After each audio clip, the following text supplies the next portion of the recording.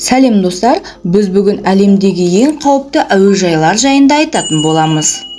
Әлемдегі ең қауіпті әуежай туралы кәдімгі жолаушының тіпті көп ұшатын адамдардың өзінің білмеуі мүмкін. Тіпті тәжірибелі ұшқыштар да әуежайлардан қорқатынын біліп пе едіңіз? Мысалы, ұшу-қону жолағы құммен жабылған кездері, тіпті мұзбен жабылған кездері болады екен. Аэродромның өзінің орналасуы екі жартастың ортасында немесе теңіз деңгейінде ең жоғары жерде орналасуы да ғажап емес. Әлемдегі ең қауіпті 10 әуежай жайында айтатын боламыз. 10-шы орында Тибеттегі Бамда әуежайы 1994 жылы салынған. Аэродром Чамда округінде орналасқан. Бамда Гиннестік рекордтар кітабында әлемдегі ең биік әуежай ретінде енгізілген.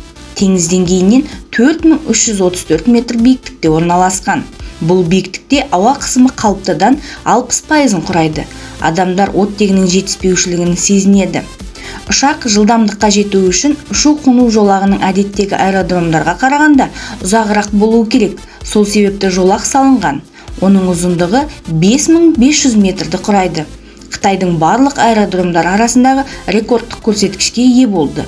Бұл жерде жұмысқа орналасатын үміткерлер тек кәсіби қасиеттерімен қатар денсаулығы үшін де қатаң тексеруден өтеді екен. 9-шы орында Гренландиядағы Нарсарсуак аэродромы 1941 жылы салынған кезде бұл ақш-тың әскери базасы болды. Ол қазір азаматтық әуежай. Елдің оңтүстігіндегі халықаралық деңгейдегі әуежай ғана үлкен заманауи ұшақтардың қабылдай алады. Нарсарсуак әдеттегі трансферлік терминал. Мұнда кішігірім ұшақтармен ұшады. Оның ұшу-қону жолағы ұзындығы небәрі 1850 метрді құрайды. Бұл жердегі климаттық жағынан таулы жер, қолайсыз ауа райының турбуленттілік жоғарылауына әкеледі. Әуежай әрдайым пайдасыз жағдайлар туғызуынан жаңа аэродромдағы орналасқан орнын ауыстыру қажеттігі туындаған. Бұрынғы әскери базаны жабу туралы бұл мәселе әлі де қарастырылуда. 8-ші орында Франциядағы Куршавель әуежайы. Әуежай көптеген тау шаңғысы әуесқойларына таныс, өйткені ол аттас курорттың әуежайы. Оған жетудің ең жылдам жолы. Ол теңіз деңгейінен 2000 метр биіктіктегі таулармен қоршалған. Мұнда ұзындығы 525 метр болатын өте қауіпті көлбеу ұшу-қону жолағы бар. Қолайсыз ауа райында әуежай тым қауіпті болған кезде уақытша жабылады. 7-ші орында Бутандағы Паро әуежайы. Бутан Гималайдағы шағын мемлекет. Ол жерге тек әуе арқылы тез жетуге болады. Ол өте биік теңіз деңгейінен 2237 метр биіктікте орналасқан. Таудың айналасында 5500 метр биіктікке дейін орналасуы, қону кезінде ұшақ жоталар арасында абайлап өту керек. Сонымен қатар, ауа турбуленттілігінің жоғарылауына байланысты ұшу қиынға соғады. Осы аэродромға қонуға рұқсат алған тек небары 8 адам ғана екен. Бұл ұшақ ұшқыштардың жүйкелері болат темірден жасалса керек. 6-шы орында кішкентай мемлекеттегі Гибралтар халықаралық әуежайы. Ұлыбританияның бұрынғы әскери базасы. Ұшақтың иллюминаторының барлығын толығымен көруге болады және ұшу-қону жолағы 6,5 метр шынара теңізбен қоршалған жағалаумен жүреді. Бір қызығы, ол автомобиль жолымен қиылысады. Қиылыс әдетте бағдаршаммен реттеледі. Осы кезде машиналар мен жаяу жүргіншілер ұшу немесе қону кезінде тоқтап тұрады. Бұл жергілікті тұрғындарға үйреншікті тәртіпке айналған, ал туристер өтіп бара жатқан ұшақтарға таңданыспен қарайды. 2003 жылдардан бастап азаматтық әуежайға айналды. Гибралтар әуежайының мұндай ерекше құрылымына байланысты көлік апаттары болмаған екен. 5-ші орында Португалияда Майдера Криштиану Роналду халықаралық әуежайы 1964 жылы ашылған. Әуежай 2016 жылдардан бастап атауы өзгерген. 1977 жылы ұшу-қону жолағы тым қысқа болғандықтан небары 1600 метрліктен қону кезінде ұшақ қонып үлгермегендіктен жартасқа соққысып 131 адам қаза тауыпты. Көп ұзамай тағы бір апат орын алған. Ұшақ суға құлап 31 адамның өмірін қиды. Ұшу-қонау жолағын ұзарту жұмыстары алғашқы кезде 1800 метрге дейін созылса, кейін 2777 метрге дейін ұзартылды.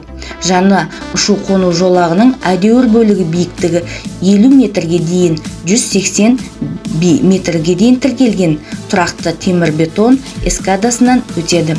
Қазір Криштиану Роналду әуежайы толығымен қауіпсіз деп саналады. Португалиядағы тариф бойынша 4-ші орында. 4-ші орында Африкадағы Матекана әуежайы. Ұшу-қону жолағы 400 метр. Терең шатқалға түседі. Алайда Африка үшін ең нашар әуежай.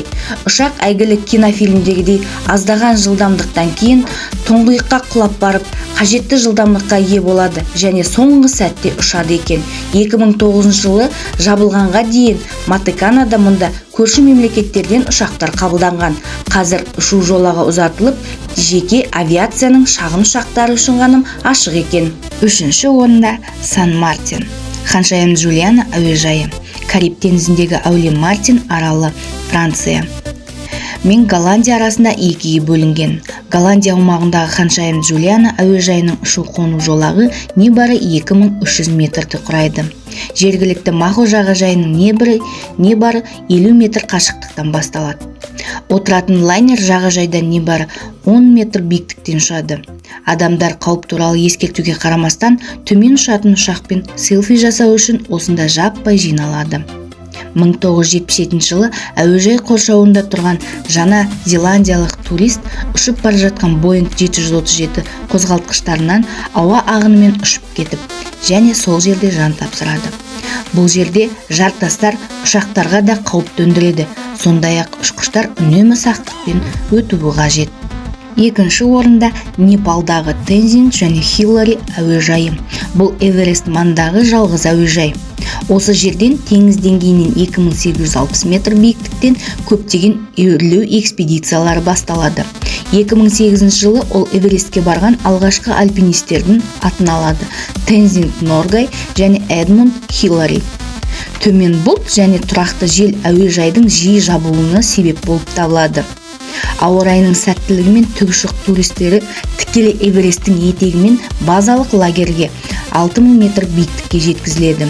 Ұшу жолағының үлкен көлбеуі бар. Биіктігі бойынша айырмашылығы 60 метрден 527 метрге дейін. 1-ші орында Саба аралы, Нидерланды. Хуанчо Ираускин әуежайы әлемдегі ең қауіпті әуежай. Кішкентай Саба аралы су астындағы жанартаудың шыңы Кариб теңізіндегі Сан-Мартин аралына жақын орналасқан және Кариб теңізінің Нидерландысында да жатады. Су астындағы тік жағалаулар кемелердің қауіпсіз жақындауы үшін мұнда қорғалатын айлақ салуға мүмкіндік бермейді. 1960 жылы Хуанчо Ирауски әуежайы халықаралық әуежайлар үшін әлемдегі ең қысқа және қауіпті ұшу-қону жолағына ие болды. Аралға келетін туристер үшін арнаулы шектеулер бар. Сонымен сіз өзіңізбен бірге салмағы небары 5 килограмм болатын жеке багаж ала аласыз. Бірақ ең ерекше шектеу отырғызу кезінде иллюминатордан қарау мүмкін емес. Өйткені терезеден қарауға рухы әлсіздерге мүлде болмайды. Сондықтан бұл уақытша иллюминаторлар толық ұшқанға дейін жабылады. Видео ұнаса, пікіріңізді қалдырып, каналға жазылуды ұмытпаңыз. Қазақ контентінің дамуына үлес қосайық.